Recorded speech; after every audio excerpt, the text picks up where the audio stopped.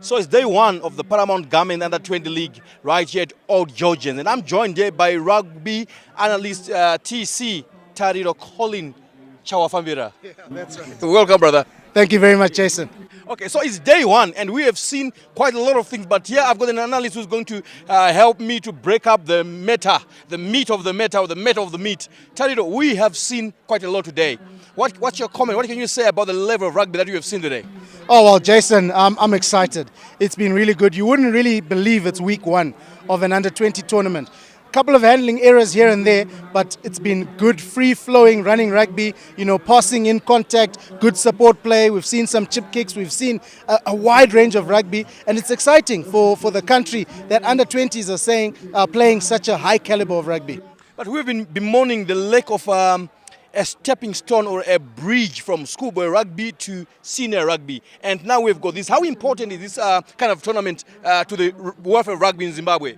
So important. I mean, we look at all the countries who are doing well in rugby. Your top tier teams, they've got under 13s, under 16s, under 18s, under 20s. They've got under 23s. They've got all these leagues that are being played competitively. And this is a big step in us reaching those kind of levels. And I think it's starting to show with our senior team winning the Africa Cup last year with some junior players in there. Edward Sigaoke comes to mind. The likes of Benoni Nakairo in the wider training side. It's really good to see. And I think we should continue in this vein. And women's rugby, what would you think needs to be done to also bring it up to speed, just like for the levels that the men rugby is at? I think at school level.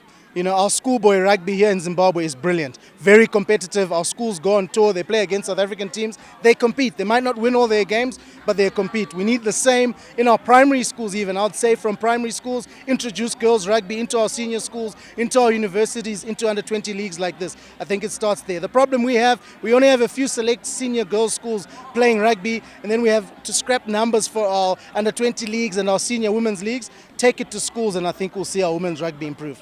TC, we have just watched the humding of a game between the 2024 Paramount Garment winners, champions, Pit Bulls. They were playing the debutants, Zambezi Steelers. And we saw that the first half could have gone, this set a precedent that the game could have gone anyway. What's your comment on that? Oh, well, Zambezi Steelers recently promoted into the Premiership this year, and they started well, 10-5 leading at halftime. I thought, oh my, is this going to be an upset, the biggest upset so far we've seen in the league? But the Pit Bulls, they came back firing second half. I'm sure Jeff Madake had a lot to say in that, and they just took ownership, the Pit Bulls, and kind of showed the Steelers, this is the league, but the Steelers, watch out for them.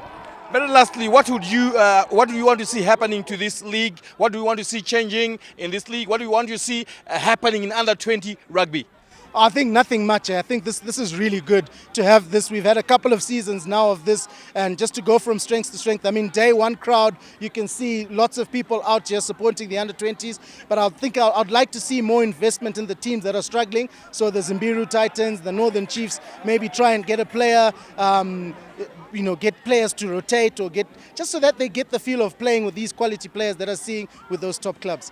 Now, this is day one of the Paramount Garment Under 20 League happening here at Old Georgians. And I've been talking to Tariro Chawafambira, a rugby analyst. Thank you.